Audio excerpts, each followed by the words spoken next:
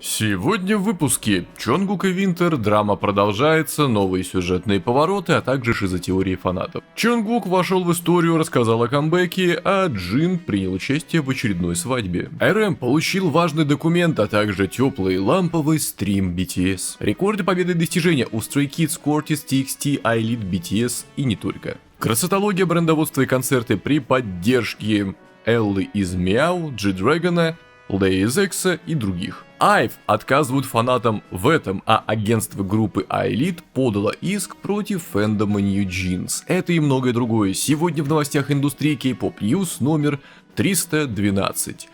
Как обычно, все ссылки на экране, спасибо всем, кто подписывается, ставит лайки, жмет колокольчики, пишет письма, ниже комментарии, не забывайте, на экране есть ссылки на National Earth Boost, также в описании в закрепленном комментарии, для тех, кто хочет поддержать выход новостей, сказать спасибо и приобщиться к закрытому элитарному комьюнити адекватных людей. Также, для тех, кто является неадекватным, бесполезный баннер, потому что они все читать не умеют, но, тем не менее, те, кто умеет читать и кому он не нужен, могут посчитать и посмеяться с того, насколько это простые и примитивные истины. И кроме того, для тех, кто вынужден терпеть непонятно про кого новости, вместо того, чтобы слушать целиком выпуски про одну группу, и было бы неплохо, чтобы были отдельные про всех остальных и вот про ту самую группу, я связался с маркетплейсами, губозакаточные машинки уже на подходе, скоро в наличии. Как обычно, с вами Максим, новости индустрии, и мы начинаем, поехали.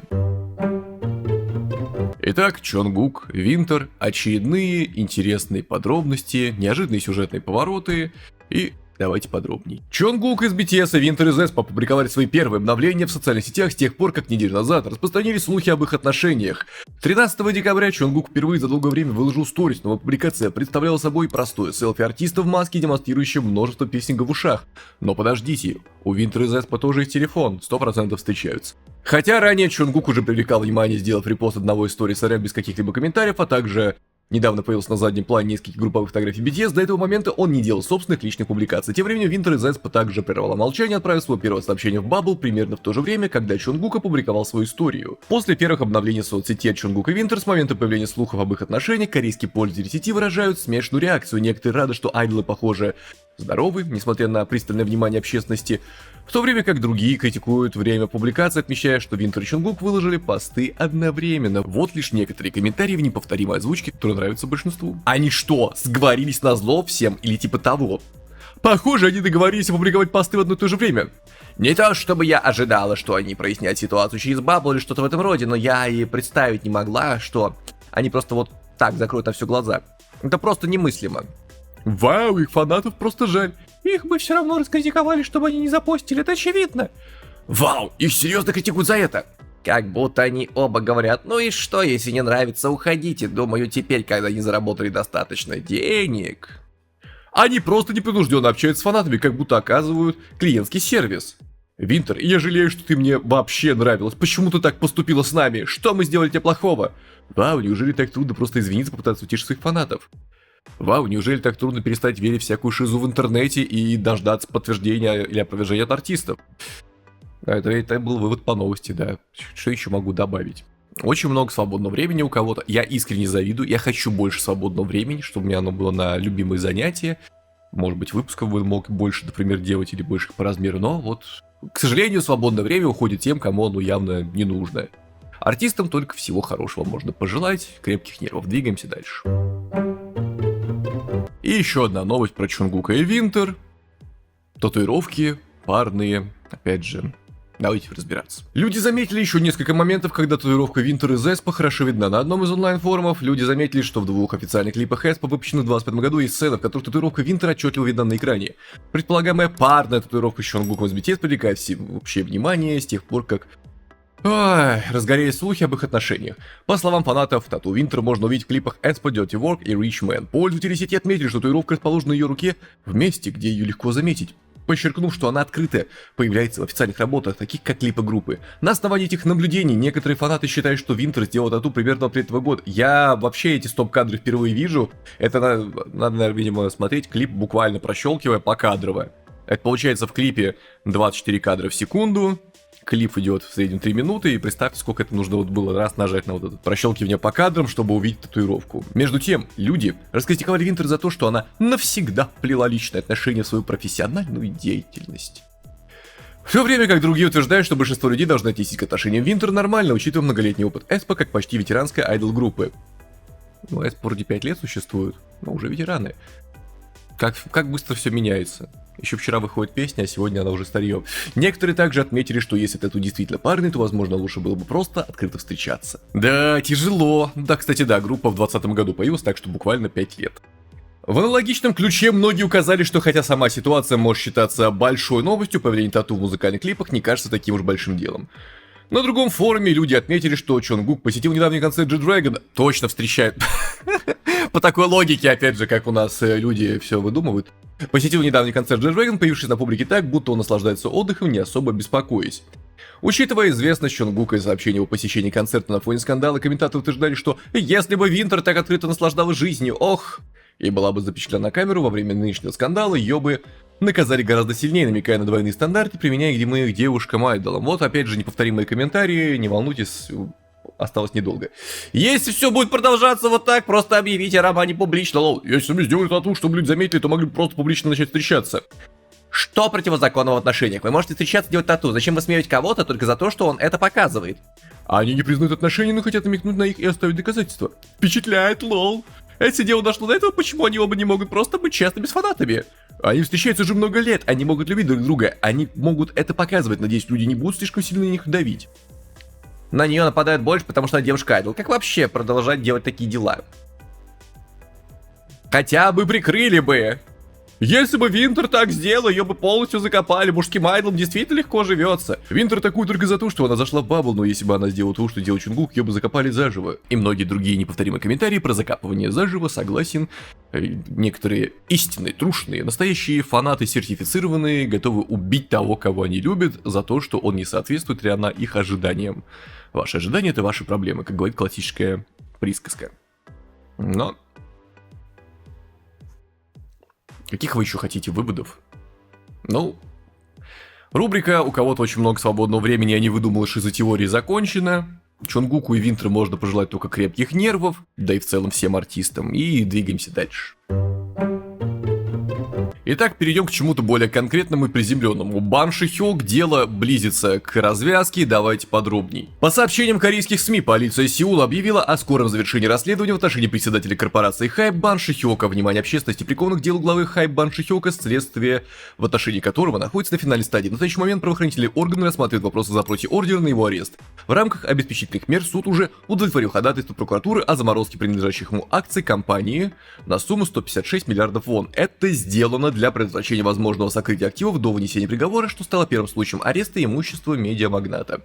Суть обвинений против Бан Шихёка, напомню, сводится к нарушению закона рынка капитала и мошенническим действиям. Следствие установило, что в 2019 году, когда компания Big Hit, ныне Hype, еще не была публичной, председатель ввел в заблуждение ранних инвесторов. Он сообщил им, что выход на биржу в ближайшее время не планируется, побудив продать свои личные доли частному фонду. Позже выяснилось, что этот фонд был создан лицами, связанными с руководством Hype. Вскоре после выкупа акций компания провела IPO, их стоимость резко возросла, а Бан Шихёк получил прибыль в размере около 190 миллиардов вон. Для своей защиты он сформировал мощную команду юристов, включающую бывших высокопоставленных сотрудников прокуратуры и имеющих личные связи с нынешними руководителями следствия. Ох, тяжело, тяжело.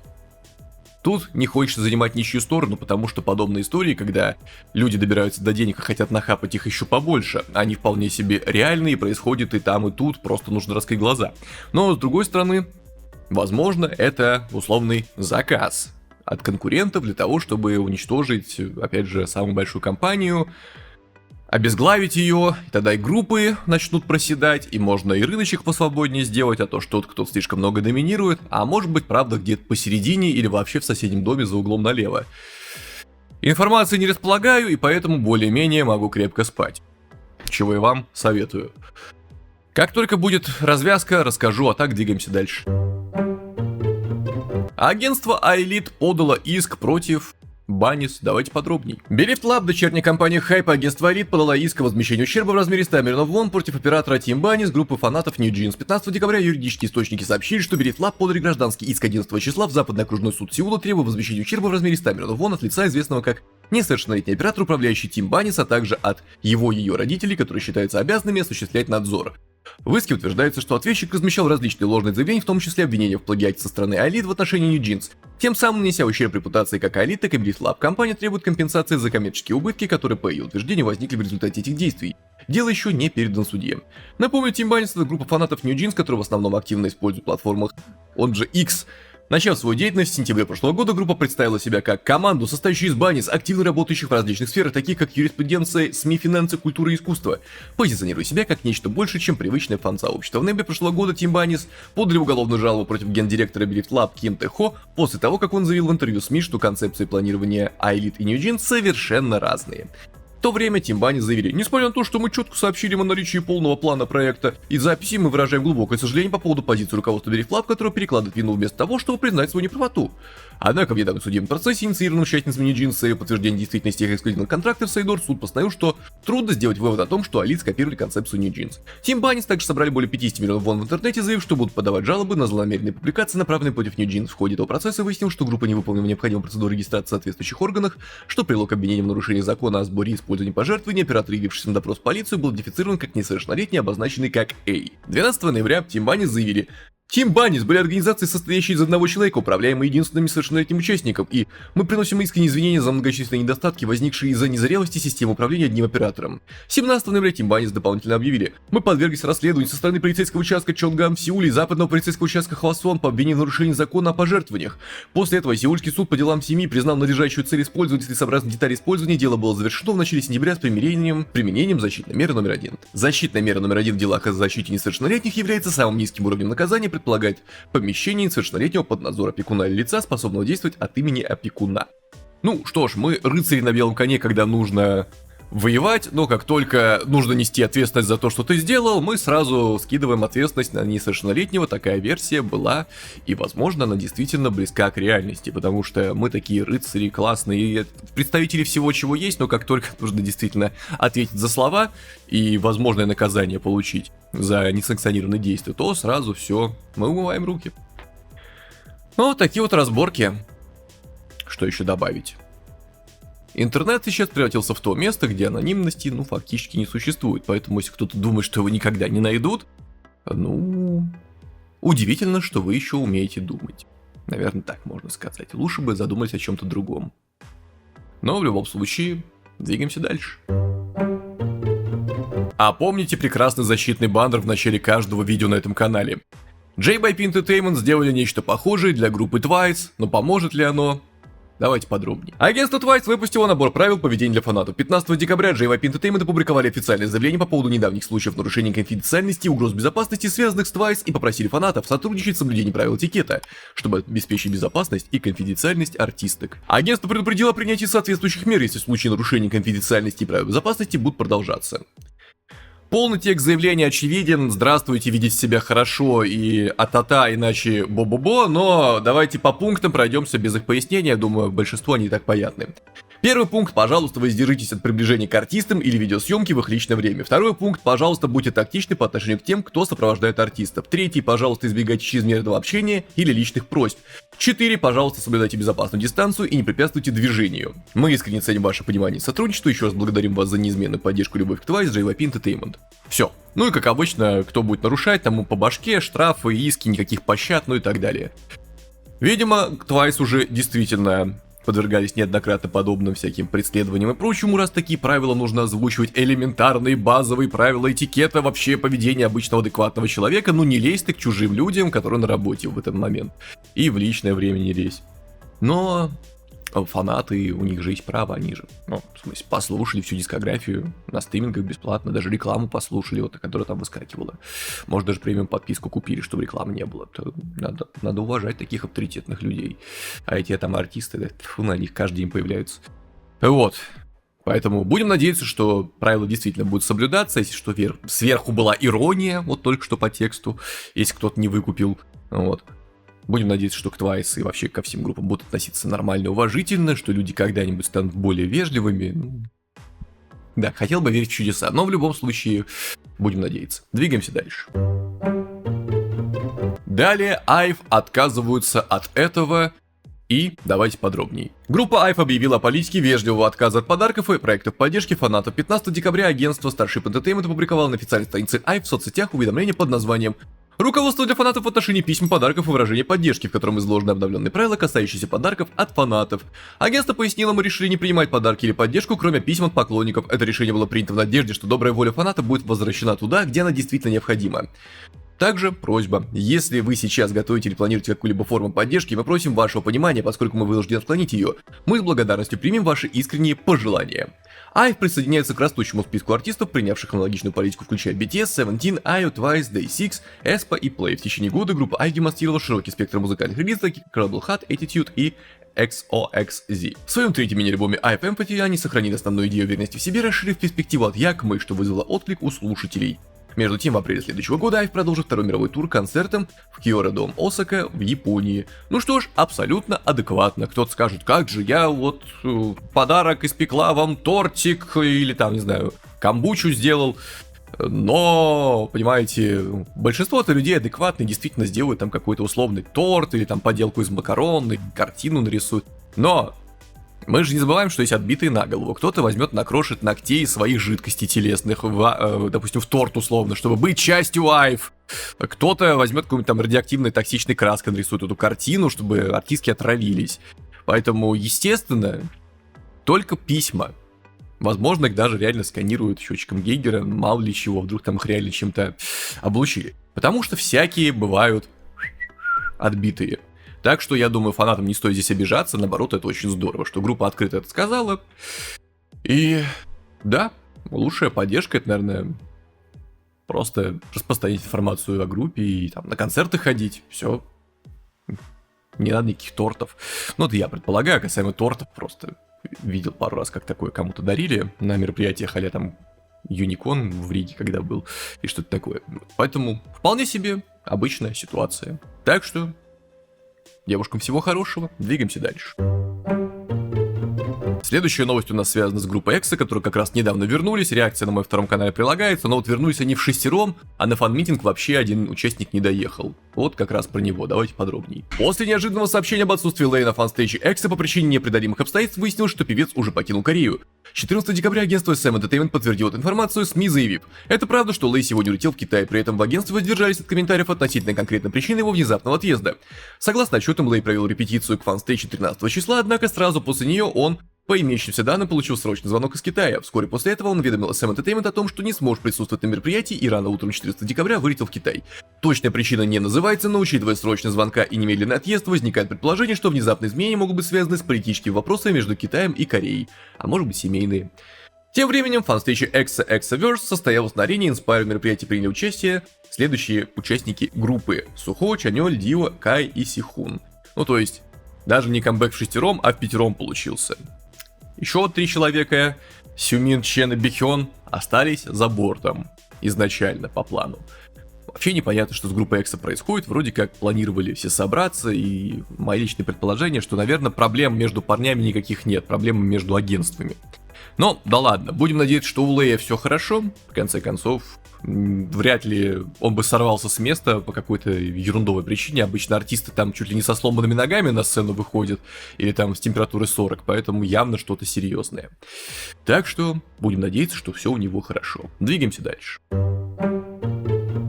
И, кстати, про участников EXO, которые не участвовали в камбэке. У Чена будут концерты, давайте подробнее. Чен из EXO планирует провести сольный концертный тур в 2026 году. 16 декабря артист опубликовал на своих официальных страницах в социальных сетях постер, раскрыв дополнительные даты и остановки своего тура Аркадия в Азии. В следующем году тур охватит 6 азиатских городов, таких как Тайбэй, Йокогама, Джакарта, Манила, Макао и Куала-Лумпур. В 2024 году Чен провел серию фан-концертов Beyond the Door в Тайбэе, Бангкоке, Куала-Лумпуре и Маниле. В октябре 2025 года состоялся его первый концерт Аркадия в Сеуле в Kepco Art Center. Его последний сольный мини-альбом Аркадия был выпущен в сентябре 2025 года и включает в себя треки одноименной Аркадия, No Gravity, Help Me Somebody to Love, In My Life и Deja Vu. Ну и все, вот полный список туров и прочего у вас на экране. Чен, только всего хорошего, можно пожелать успехов, сильный вокалист, интересный артист, думаю, все получится. Двигаемся дальше. Икона эпохи, также известный как G-Dragon, почему икона эпохи, смотрите предыдущие выпуски, завершил свой Ubermensch тур. Давайте подробней. 14 декабря G-Dragon дал заключительный концерт на бис своего тура G-Dragon 2025 World Tour Ubermensch Seoul Co. в сеульском Гочок Скайдом. Поставив эффектную точку в обсуждениях вокруг своих живых выступлений, G-Dragon наглядно доказал свою силу, представив сцену, в которой была сосредоточена вся его музыкальная суть. Недавние споры были полностью развеяны, он по-прежнему полон энергии и остается GD. Выступления проходили с 12 по 14 декабря и стали финалом мирового тура, продолжавшегося 9 месяцев. Тур стартовал в марте, концертов в Кояне охватил Азию, Северную и Южную Америку, а также Францию. Всего G-Dragon дал 39 концертов в 17 городах, встретившись с фанатами по всему миру. Энкор-концерты в Гочок Скайдом изначально вызвали огромный интерес как в Корее, так и за ее пределами. Для самого G-Dragon эти выступления стали серьезным испытанием. На фоне недавних обсуждений его живого исполнения внимание публики было приковано к тому, сможет ли он развеять сомнения именно на этой сцене. Ответ оказался однозначным. С первых минут концерта стало ясно, что споры теряют смысл, открыв шоу в эффектном белом образе, в отличие от красного костюма, в котором он выходил на сцену в начале тура в марте. G-Dragon сразу же покорил публику. Начав концерт с песни Power, G-Dragon продемонстрировал стабильный, мощный лайф и мгновенно захватил зал. Он уверенно двигался по сцене, взаимодействовал с публикой и показывал тот самый перформанс, который давно стал его визитной карточкой. Кульминацией вечера стало исполнение Home Sweet Home, неожиданно на сцене появились Тияна Десон, вызвав бурю эмоций в зале. Зрители, до этого сидевшие на местах, вскочили, встречая артистов оглушительными криками. Троица подарила публике ностальгию по золотой эпохе Big Bang и эффектно завершила номер. Затем последовали Мичинго и One of the Kind, после чего G-Dragon обратился к фанатам. Как вы? Я вернулся. G-Dragon вернулся. И здесь я ставлю точку. Сегодня я выложусь полностью. Вы со мной? Он также поделился своими эмоциями. Кажется, я волнуюсь, но это хорошее волнение. Благодаря вам я смог держать обещание и успешно завершить мировой тур. Я вернулся всего 2 дня назад, сегодня 39-й последний концерт. Немного грустно, но ведь впереди должен быть еще один большой момент. Я вернулся спустя 8 месяцев, я ведь говорил, что вернусь. Я не ожидал, что объеду столько мест и получу столько любви до самого конца. Вспоминая мартовский концерт в Кояне, задержанный из-за плохой погоды, артист признался, что этот момент долго оставался для него тяжелым. Начало тура совпало с природной стихией, и все это время у меня было тяжело на сердце. В течение 8 месяцев я молился, чтобы сегодня вы смогли спокойно наслаждаться концертом. Раз я вернулся спустя 8 месяцев, сделаю все, чтобы этот вечер стал по-настоящему особенным и уникальным финалом. Артист также рассказал о том, как прошел для него этот период. Хотя тур начался в Корее, тогда все было довольно хаотично. Во время поездок я очень хотел вернуться домой, не только ради сцены, но и ради общения с фанатами. Тур длился 8 месяцев, от камбэка прошел год, и я могу сказать уверенно, я действительно много и усердно работал. Особое внимание G-Dragon уделил будущему Big Bang, все-таки 20 лет на носу. В следующем году нас ждет многое, возможно, кто-то узнал меня совсем недавно, но я уже 19 лет на сцене. В следующем году Big Bang исполняется 20 лет, мы наконец-то отмечаем свое совершеннолетие.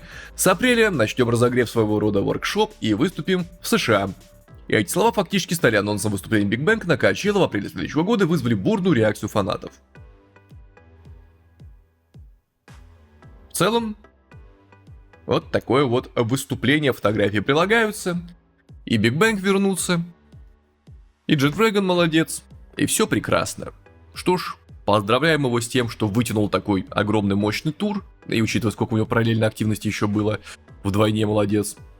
Двигаемся дальше.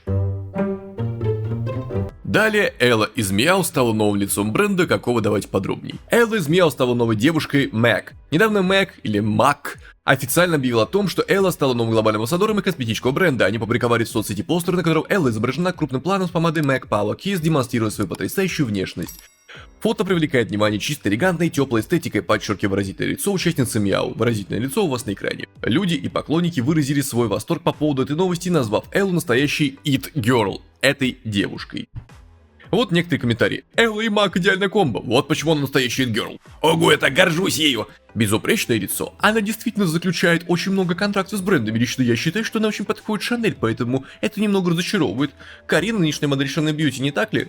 Честно говоря, я считаю, что у нее по-настоящему культовая форма лица. У нее квадратная челюсть, как у Дженни, и сейчас многие люди уменьшают челюсть, чтобы избавиться от этого. Но мне очень нравится такая изысканная аристократичная линия челюсти, как у Дженни или Сон Хегё.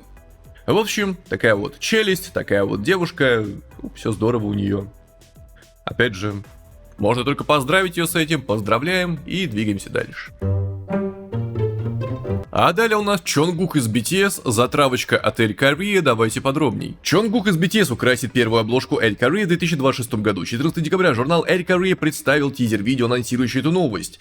Фотосессия прошла в Париже, городе, который является домом для Шанель. Съемки состоялись на фоне знаковых парижских локаций, включая Эйфелеву башню. В тизере звучит фраза «В Париже, где началось его новое путешествие». Эта обложка имеет особое значение, поскольку стала первым официальным мероприятием Чонгука после его назначения глобальным амбассадором Шанель в категории Fragrance and Beauty, о чем было объявлено 11 декабря. Примечательно, что он стал первым мужчиной глобальным амбассадором бренда в этом направлении. Один из директоров Шанель высоко оценил Чонгука, отметив: он является настоящим источником вдохновения для нового поколения. Сам Чонгук также поделился своими чувствами по поводу сотрудничества.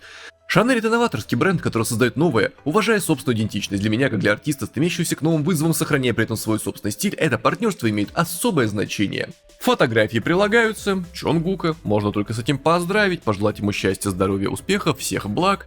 Спойлер, новость будет полная чуть-чуть дальше. А пока что список бустеров на экране. Спасибо, дамы и господа, товарищи, товарищессы, друзья, YouTube спонсоры, донатеры. Благодаря вам все это выходит, продолжает и будет выходить, за что вам большое спасибо.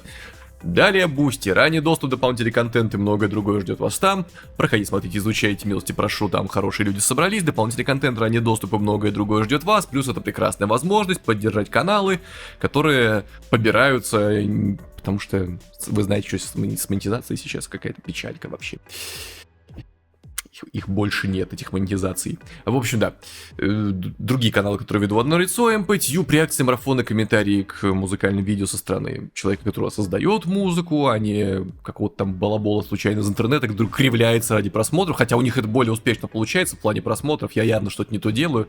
Серьезные профессиональные обзоры, видимо, мало кому нужны, но если у вас есть мозги, то, милости прошу, слушайте, смотрите. Максим Псков Мьюзик, музыка моего производства, не поверите, вот он самый свежий релиз, следующий 25 декабря, так что ждать осталось недолго, да, он уже на модерации на стримингах, может быть даже выйдет на стримингах 25 декабря, на ютубе точно 25. Телеграм, чтобы не теряться, новости продолжаются, двигаемся дальше. Пробежимся по рекордам, победам, достижениям. Группа Stray Kids открывает тут рубрику, у них очередные достижения. Ну а как могло быть иначе, давайте подробней. Последний альбом Stray Kids продолжает пользоваться успехом в США. 2 недели назад новый специальный альбом группы Do It совершил исторический дебют на первом месте в чарте Billboard Top 200 Albums, сделав Stray Kids первыми артистами, чьи первые 8 альбомов, попавшие в чарт, дебютировали сразу на вершине. 14 декабря Billboard объявили, что Do It успешно остается в топ-10 Billboard 200 третью неделю подряд. После 4-го места на прошлой неделе Do It занял 10-ю строчку в чарте на этой неделе, благодаря этому он стал вторым альбомом Stray Kids, проведшим 3 недели в топ-10 после Karma. Альбом Do It также показал лучший результат за третью неделю среди всех альбомов Stray Kids в чарте Billboard 200 на сегодняшний день. Согласно данным платформы Illuminate, за неделю, закончившуюся 11 декабря, Do It набрал в США в общей сложности 42 тысячи эквивалентных альбомных единиц. Ну, в общем, пацаны вообще ребята, фрирачи привет, ультрапродуктивная группа, мне кажется, уже стремится к званию самой продуктивной группы в кей-поп индустрии, но мы такими заявлениями тут не бросаемся, у каждого свое понятие продуктивности. Хотелось бы сказать, что ждем по одному альбому в сутки, но я что-то призываю поддерживать артистов и любить их, ценить, поэтому и так уже достаточно много. Так что здорово, двигаемся дальше. И снова Stray Kids, и приближаются они к новому рубежу. Давайте подробней. Альбом Stray Kids Karma, похоже, побьет личный рекорд группы. По данным Billboard, от 16 декабря 4-й студийный альбом Stray Kids Karma уже 16-ю неделю подряд находится в чарте Top 200 Albums, который ранжирует альбомы по популярности в США. На неделе, заканчивающейся 20 декабря, Karma остается в Billboard 200 на 160-м месте, сравнявшись с релизом Stray Kids 23 года 5 Star по наибольшему количеству недель в чарте за всю карьеру группы. Тем временем, последний альбом Do It 3 недели подряд находится в топ-10 Billboard 200. Что касается других чартов Billboard, альбом Do It 3 недели подряд удерживает первое место в World Albums. Он также занял второе место в чартах Top Album Sales и Top Current Album Sales, став вторым самым продаваемым альбомом недели в США, уступив только альбому Taylor Swift The Life of a Show Girl. Karma уверенно расположился на третьем месте в World Albums, на 11 месте в Top Current Album Sales и на 16 месте в Top Album Sales, проводя во всех трех чартах 16-ю неделю. Ранее выпущенный альбом Stray Kids Hop поднялся на 6-е место на 52-й неделе в чарте World Albums, а также занял 39-е место на 49-й неделе в Top Current Album Sales. В очередной раз Stray Kids вошли в чарт World Albums с 6 альбомами на этой неделе. Eight остался на 12-м месте, за ним следуют альбомы 23 года Five Star и Rockstar, и на 20-м и 21-м местах соответственно. Новый заглавный трек Do It занял 135 место в Global за исключением США и 200 место в Global 200, оставаясь в обоих чартах третью неделю. Наконец, Stray Kids провели свою 120-ю непоследовательную неделю в чарте Billboard Artist 100, расположившись на 5-м месте. Рекордов немерено, больше, чем участников группы уже давно.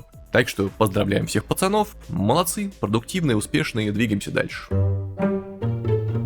А далее у нас Stray Kids, Enhypen, Cortis, BTS и многие другие Billboard World Albums, давайте подробней. Billboard опубликовал мировой чарт альбомов World Albums за неделю, закончившуюся 13 декабря. Stray Kids сохранили две верхние позиции на этой неделе, их последний альбом Do It и предыдущий Karma остались на первом и вторых местах соответственно. Оба альбома также удержались в топ-50 Billboard 200, включая Do It и Karma, в общей сложности 6 альбомов Stray Kids попали в чарт World Albums на этой неделе. Хоп остался на 7 месте, а 8 поднялся на 12-е, Five Star и Rockstar также вернулись под номерами 20 и 22 соответственно. Альбом Enhypen Design лишь поднялся на 4 место на 27 неделе World Albums, а также вернулся в Billboard 200 спустя полгода после релиза.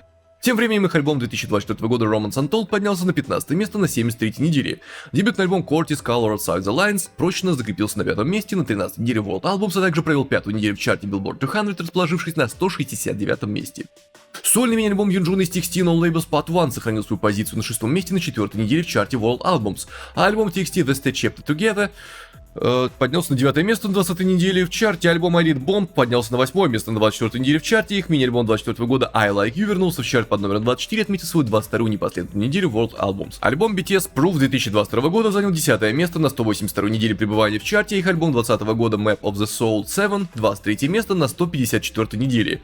Альбом Boy Next Door The Action поднялся на 11 место на своей 13 неделе, а сольный альбом Jimin из BTS Muse сохранил свою позицию на 16 месте на 72 неделе. Альбом Zero Base One Never Say Never вернулся в World Albums под номером 17, продержавшись в нем уже 10 недель. За ним следует Get Up группы New Jeans на 18 месте, 117 неделе. Поздравляем всех, всем успехов, счастья, здоровья, двигаемся дальше. Далее у нас топ-25 кей-поп песен по версии британского журнала NME. Давайте подробней. 25 место Cortis Go, 24 EGZCA, 23 Isna Rayska, 22 Boy Next Door If I Say I Love You, 21 Rising Glow Up, 20 Balmin Taiga Wo I Me с участием Яйджи. Надеюсь, прочитал правильно. 19 место G-Dragon 2 Bad с участием Андерсона Пака, 18 Ali Gelios, 17 Enhypen Helium, 16 If White Cat, 15 RTMS Icarus, 14 Hearts to Hearts Style, 13 Kim Lip Can You Entertain, 12 Dayon Body, 11 Blackpink Jump, 10 Kiki Dancing Alone, 9 Seraphim Ash, 8 80s In Your Fantasy, далее Mix High Horse, 6 High Key Summer Was You, 5 Key Shiny Hunter, 4 Jenny Like Jenny, 3 If I Are You Okay, 2 Huntrix Golden и 1 Mix Spinning On It. В общем, вот такой вот рейтинг от британского журнала. Всех поздравляем и двигаемся дальше. А далее у нас RM из BTS получил права. Какие? Давайте подробней. Лидер BTS RM сообщил о получении водительских прав и в своей фирменной манере поделился остроумным комментарием. 16 декабря RM опубликовал в своих социальных сетях несколько фотографий, сопроводив их идиомой, которая переводится как «внимательно посмотри под ноги». Больше всего внимания привлекло фото водительского удостоверения второй категории. RM дорисовал на снимке ручкой слезы, текущие из-под обоих глаз, на удостоверении, чем рассмешил поклонников. Это выглядело как юмористическое выражение и трудности процесса получения прав и радости от успешной сдачи экзамена. Подпись к фото. «Внимательно посмотри под ноги» также стал выбором в духе RM. Философски одновременно ироничным выбором. Эта фраза происходит из буддийской школы дзен и означает «освети и огляни то, что у тебя под ногами», то есть прежде чем винить других, посмотри на себя. Однако в сочетании с водительским удостоверением она приобрела и двойной смысл, как совет начинающему водителю всегда следи за тем, что у тебя под ногами тормоз и газ, что особенно заинтересовало фанатов. Известный как любитель велосипедов, RM до сих пор часто показывал, как пользуется прокатом велосипедом без водительских прав, поэтому новость об их получении стала для поклонников еще более неожиданной. Кроме того, RM поделился зеркальным селфи в теплой меховой шапке, заснеженными городскими пейзажами, фотографии маленького снеговика, слепленного кем-то, передав атмосферу зимних будней. Фото каменной скульптуры головы Будды с грубоватой эстетикой также позволило угадать художественный вкус RM. Пожалуйста, художественный вкус у вас на экране. Что можно сказать? Поздравляем Ким Намджуна с получением водительских прав. От себя отмечу, интересно, сдавал он на автомате или на механике. Ваш ведущий на механике учился и сдавал. Просто я помню, что сейчас в мировой практике можно сдать на автомате, но тогда ты не можешь водить механику. А вот сдавая механику, ты можешь водить и механику, и автомат, соответственно. Вот. Может, у кого-то из вас права есть водительские, можете написать. Узнаем, у кого какая категория. У меня, например, только категория Б плюс мопед. Так что, Намджуна поздравляем и двигаемся дальше. А далее у нас внезапный, неожиданный стрим BTS, давайте подробней. Участники BTS неожиданно включили совместную прямую трансляцию на Weverse, подарив фанатам теплого, хаотичного, по-настоящему искреннего общения. Инициатором эфира стал Чимин, мемберы без подготовки решили просто включить лайв, чтобы пообщаться с армией. Трансляция началась с путаницы с ориентацией камеры, шуток и смеха, но быстро переросла в откровенный разговор о жизни, времени и редких моментах, когда они могут собраться вместе. Лучшие моменты и теплые реакции. Одним из самых обсуждаемых эпизодов стало заявление РМ. На протяжении многих лет лидер группы открыто признавался, что у него нет водительских прав, однако во время эфира участники сообщили радостную новость. Ким Нам Джун официально получил водительское удостоверение, о чем мы говорили с вами ранее. Остальные мемберы искренне аплодировали, поздравляли РМ, не удержавшись и от дружеских шуток о парковке и экзамене. Этот момент мгновенно разлетелся по соцсетям, а фанаты назвали его маленькой, но очень важной победой. Не обошлось и без ностальгии. Чонгук внезапно начал танцевать под Danger, к нему присоединились остальные участники, вызвав бурную реакцию зрителей и волну воспоминаний о прошлых эпохах BTS. Джей Хоуп пошутил, что ему срочно нужен новый костюм, так как он уже трижды ходил на свадьбы в одном и том же костюме, а Джин неожиданно заявил, что больше не планирует быть ведущим свадебных церемоний. Все мои друзья уже женаты. Разговор о времени и 2025 году. Во время трансляции участники откровенно поделились ощущениями от уходящего года, признавшись, что 2025 кажется особенно долгим и эмоционально выматывающим. «Я устал 25-го года», признался РМ. «Почему-то он ощущается очень долгим», поддержал его Шуга. «Слишком долгим», коротко добавил РМ. Шуга также пошутил о возрасте. «Я не хочу стареть», а Чунгук признался. «Надеюсь, этот год скоро закончится, я хочу поскорее перейти в 26-й». В разговоре музыканты дали понять, что хотят чаще появляться перед фанатами даже без формата и сценария.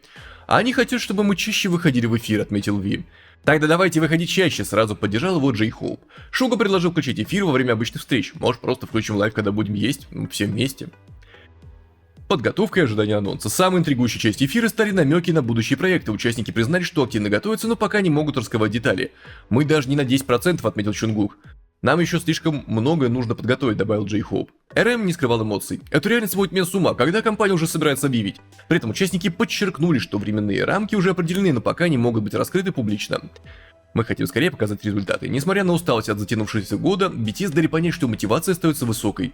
Я так сильно хочу это сделать, что реально схожу с ума», признался РМ. Трансляция завершилась теплым прощанием и обещанием вернуться с новыми эфирами. Фанаты отметили, что это было не просто лайв, а настоящий момент близости и единства перед новым этапом группы. Вот такая вот милая встреча с фанатами спонтанная произошла.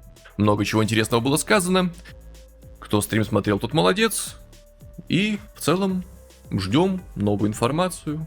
Посмотрим, какой получится альбом. Уже интригует. Пацанам успехов, двигаемся дальше. Кстати, про свадьбы, вот тут у нас Джин как раз недавно на одной из них был и даже ее провел, давайте подробней. Джин из BTS, айдол с насыщенным графиком и руководитель собственных развивающихся бизнес-проектов, по всей видимости, давно освоил еще одну особую роль – ведущего свадебных церемоний – тамада. За последние годы он не менее 10 раз выступал на свадьбах близких друзей и родственников, его готовность вновь и вновь брать на себя такую ответственность говорит об искренности и внимательном отношении к людям, которые ему дороги. Проведение свадебной церемонии требует сосредоточенности, чувства ответственности и умения передавать эмоции. Даже при плотном рабочем графике Джин каждый раз находит возможность поддержать друзей и помочь сделать их важный день по-настоящему особенным. 13 декабря в соцсетях начали активно распространяться фотографии и видеозаписи, на которых Джин вновь появился в роли ведущего, на этот раз на свадьбе своего близкого друга. Кстати, на стриме новость была чуть раньше, он уже сказал, что все, больше свадеб не будет. Видимо, это как раз было вот перед стримом. В своем обращении он сказал: «Меня зовут Ким Сок Джин. Я его школьный друг, с которым мы вместе учились в начальной, средней и старшей школе. Мы дружим уже 20 лет. От всего сердца благодарю всех, кто, несмотря на занятость, пришел сегодня, чтобы благословить начало их совместной жизни. Сегодня особенный день, когда жених и его любимая невеста соединяются любовью. Пожалуйста, подарите им самые теплые пожелания. А теперь я объявляю начало свадебной церемонии. Прошу поздравить молодоженов бурными аплодисментами». Эти слова вызвали искренний отклик у гостей церемонии. Дружба длиной более 20 лет сама по себе является редкостью, а в случае человека, чья жизнь и карьера претерпели столь масштабные изменения, как у Джина, она приобретает особую ценность. Сразу вспоминают слова Джина о его близком круге друзей, не связанных с индустрией развлечений, которые появились в BTS Monuments Beyond the Star на Disney+. В эпизоде, посвященном личной жизни артиста, зрителям показали теплую дружбу, которую он поддерживает с этими людьми еще со времен до дебюта. Компания отправилась в кемпинг. Друзья разбили лагерь и провели время за откровенными разговорами. Во время поездки Джин рассказал, как однажды порвал связку и попытался перетерпеть боль, но друзья настояли на визите к врачу и буквально отвезли его на прием. С благодарностью Джин отметил, что без их вмешательства он мог бы так и не получить необходимое лечение, подчеркнув, насколько важна для него эта дружба.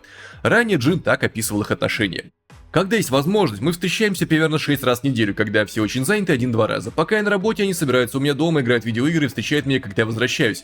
Когда я ухожу, они продолжают общаться между собой, затем расходятся. Я знаю многих знаменитостей, и все говорят, что такие друзья большая редкость. Я рад и чувствую спокойствие благодаря этому. Ну что ж, за Джина можно только порадоваться, что у него такие прекрасные друзья.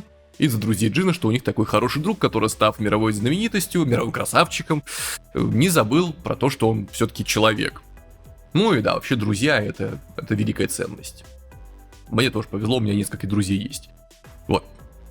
Не хвастаюсь, просто вспомнил. Так что Джина можно только поздравить с тем, что в очередной раз здорово провел свадьбу, и двигаемся дальше. Но не только с этим можно поздравить Джина. Если вы не поняли, чем, надо смотреть выпуск новостей на YouTube. А Джин еще блистает как муза бренда, да-да, не удивляйтесь, давайте подробней. Джин из BTS вновь оказался в центре мирового внимания, продемонстрировав свое легендарное, божественно-визуальное обаяние в новой рекламной кампании люксового ювелирного бренда Fred. Джин, являющийся глобальным амбассадором бренда, публиковал кадры из последней фотосессии Fred в своих социальных сетях. В украшениях бренда он излучал утонченную элегантность, появившись в светлом костюме. Черные волосы, уложены так, чтобы частично открывать лоб, усиливали образ, создавая благородную и по-настоящему королевскую атмосферу. Королевская атмосфера у вас на экране. Fred – престижный европейский бренд ювелирных украшений высокого класса, основанный в 1936 году и пользующийся особой любовью королевских семей. В июле прошлого года бренд выбрал Джина своим первым в истории глобальным амбассадором спустя 88 лет после его основания. Сразу после этого объявления официальный сайт Fred временно вышел из строя из-за резкого наплыва посетителей. DDoS-атака произошла. Украшения, в которых появился Джин, были распроданы в кратчайшие сроки. Среди них культовое колье Force 10 стоимостью около $100 тысяч США. Браслет за $27 800 и серьги стоимостью всего лишь $12 700. Этот ажиотаж наглядно подтвердил его колоссальное глобальное влияние.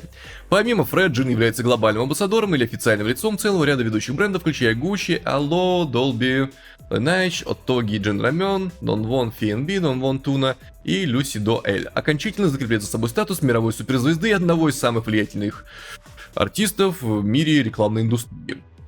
При этом Джин продолжает уверенно доминировать и на музыкальной сцене. Его первый сольный фан-концертный и мировой тур Run to Джин EP Tour вошли в топ-20 концертных туров по версии Polestar, установив исторический рекорд как самый высокий показатель для азиатского сольного артиста. Кроме того, Джин обновил достижение Billboard Top Tour Monthly Chart, став самым кассовым корейским сольным артистом в Европе и вновь подтвердив свое непревзойденное присутствие сразу в 3 сферах: музыке, концертах, турах и глобальном брендинге.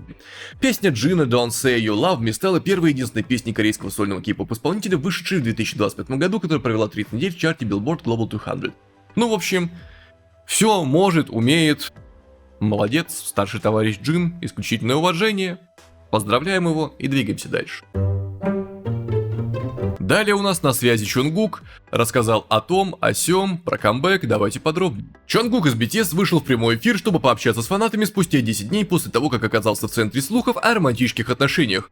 15 декабря Чонгук провел лайв-трансляцию на Weverse. Это стало его первым прямым эфиром за 10 дней с момента появления слухов о его предполагаемых отношениях с Winter из Aespa, которые распространились 5 декабря. До этого Чонгук не выходил в эфир с 3 декабря и лишь 14 декабря кратко дал о себе знать, опубликовав в соцсетях фотографию в маске. Во время трансляции Чонгук подробно рассказал о своем предстоящем альбоме, релиз которого запланирован на следующий год. Он поделился: примерно половина песен уже полностью сведена, думаю, почти все будет готово к 19-20 декабря. Я получаю готовые треки, снова и снова их переслушиваю, и мне кажется, они получились действительно хорошими.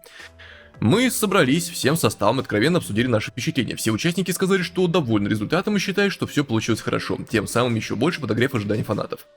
Есть около 3-4 треков с акцентом на перформанс. Они могут ощущаться по-новому, они будут очень крутыми. Есть одна особенно зажигательная песня. Точное количество треков я назвать не могу, но их довольно много. Есть еще одна песня, для которой хореография пока не завершена. Когда все будет окончательно оформлено, думаю, мы начнем полноценные репетиции. Он также отметил: недавно я включал песни по порядку и исполнял каждую из них вживую. Мы также повторили всю хореографию старых треков с предыдущего альбома. Мышечная память никуда не делась, поэтому участники быстро все вспомнили. Мы усердно готовимся, я действительно очень хочу как можно скорее вернуться с камбэком. Не скрывая своего энтузиазма, сказал артист. Кроме того, Чонгук поделился подробностями повседневной жизни. Мой распорядок дня вернулся к норме. Раньше я играл в игры допоздна и ложился спать очень поздно, но сейчас начинаю клевать носом уже с 10 вечера до полуночи. Он также рассказал, что начал читать во время поездок в машине. Я читаю книги, которые мне рекомендовали в соцсетях. Философия — это не совсем мое, но романы мне нравятся. Так что, вот такая вот история. Все, что можно добавить. Ждем камбэк, посмотрим, что получится. Думаю, артисту такого уровня можно довериться в вопросе того, что он считает, что песни получились хорошо, особенно к Чонгуку, если что, биографический ролик про него прилагается на канале, который всегда собой недоволен, вообще всегда. Всегда считает, что можно было сделать лучше. Если уж он оказался доволен, то явно песни будут крайне хороши. Что ж, ждем успехов, двигаемся дальше. И вот Чонгук вошел в историю моды, оказавшись на невменяемом количестве обложек. Давайте подробнее. Чонгук из BTS украсил обложку январского номера журнала Elle за 2026 год. Эта фотосессия стала первым появлением айдола перед камерой после его назначения глобальным амбассадором Chanel Beauty и запечатлела движения, в которых одновременно сочетаются сила и утонченность. Встреча легендарного вне времени дома Шанель и Чонгука, иконы эпохи, вышедшей за рамки жанра кей-поп, сама по себе стала значимым моментом, достойным быть зафиксированным в истории. В интервью, прошедшем вместе с фотосъемкой, Чонгук поделился впечатлениями от сотрудничества с Chanel Beauty. Он отметил: «Мне нравится блюдо Chanel. Этот аромат передает мужественность без нарочитости, он позволяет выражать себя таким, какой ты есть. Этот аромат, который, естественно, раскрывает индивидуальность, не требует особых усилий, поэтому я часто им пользуюсь». А затем Чонгука, который недавно установил рекорд, став первым корейским сольным исполнителем, предающим отметку 10 миллиардов суммарных стримов на Spotify, спросили о значении музыки, той, что когда-то была заветной мечтой, а теперь стала самой жизнью. Он ответил: «Для меня хорошая музыка по-прежнему это музыка с хорошим посылом и хорошим текстом, та, что не зависит от сезона и жанра и способна дать силу любому. Конечно, бывает и просто хорошая песня, та, что приятно слушать». 28-летний молодой человек и одновременно глобальный артист. Где же сейчас находится и в каком часовом поясе? На этот вопрос Чонгук ответил так: «Поскольку я человек, который представляет музыку, поэтому я думаю, что живу во времени тех, кто смотрит и слушает мою музыку. Я хочу всегда оставаться в этом времени». В завершении, говоря о скором весеннем сезоне и ожидаем возвращения BTS в полном составе, Чонгук добавил: «Думаю, эта весна станет важнее любой другой, поэтому я искренне желаю, чтобы мы благополучно и хорошо ее прожили». Пожалуйста, обложки прилагаются, хорош, и руки у фотографа тоже крайне прямые, и Чонгук, опять же, молодец. Так что, все, что остается, поздравить его, похвалить. Исторический момент, 9 обложек. По-моему, такого никогда еще не было, и вот оно случилось. Так что успехов ему, счастья, здоровья и всех благ. Такой у нас сегодня был выпуск новостей. Возможно, будет сцена после титров, возможно, не будет. Зависит от двух факторов: появятся ли новости и будет ли ведущий в сознании к окончанию монтажа при 7-дневной рабочей неделе. Если вы здесь впервые или давно, но без подписки, пожалуйста, подпишитесь, поставьте лайк, нажмите колокольчик, напишите комментарий. Это очень поможет каналу, большое дело. Желательно дорасти бы до 30 тысяч, а еще больше, еще лучше. Хочу собрать у всех адекватных людей, которые считают, что артистов надо поддерживать, уважать и ценить, а не обгаживать их за то, что они не оправдали какие-то ваши там ожидания. Такие нам тут персонажи не нужны. А вот адекватные люди, давайте соберемся вместе. Будет у нас тут такой оплот адекватности. И, как обычно, с вами был Максим. Я не говорю вам прощай, я говорю до новых встреч. Пока. Титры. Вот он, самый свежий релиз. Слушайте, смотрите везде, где угодно, на YouTube, Deezer, Spotify, Яндекс, ВКонтакте, где угодно. Для меня это была большая трудо, время, энергозатрата. Для вас это все бесплатно, поэтому, надеюсь, оцените. Для этого вам нужно просто нажать и послушать. Спасибо. Следующий релиз 25 декабря. Там же 25 декабря после выпуска новостей стрим. Вообще просто у нас такой комбо будет: новости, стрим, песня, Рождество, 4 в одном. И 5 это я, вишенка на торте. Торты я, кстати, больше, наверное, новогодние стримы есть не буду. Кто помнит прошлогодний, мне там плохо было потом, когда я съел треть шоколадного торта. Поэтому в этот раз что-то более нейтральное. Ну вот.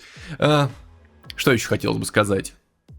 Ну и видеообращение, оно будет в двух версиях. Здесь, на этом канале, оно будет представлено в короткой версии как шортс и в открытом полностью бесплатном доступе на Бусти, большая широкая версия. Просто я не хочу здесь засорять ленту свою долгими рассуждениями, особенно каналу статистику портить, поэтому поздравление, новогоднее обращение, очевидно, будет здесь в короткой форме, там же будет прилагаться ссылка на длинную версию со всеми выводами по итогам года. И, конечно же, большое спасибо тем, кто смотрит от начала до конца, кто не докапывается до того, что ой, здесь та новость отсутствует, ой, это почему-то не добавлено, хотя она вышла через неделю после выпуска, ой, то не так, то не это, дело иначе не буду смотреть. Хорошо, что большинство из вас не такие.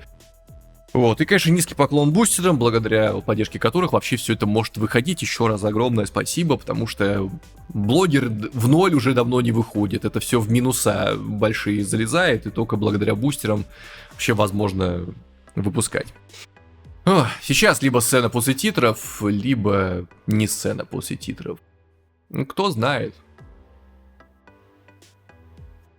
Ладно, что-то буду крутиться. Все, выключаю камеру.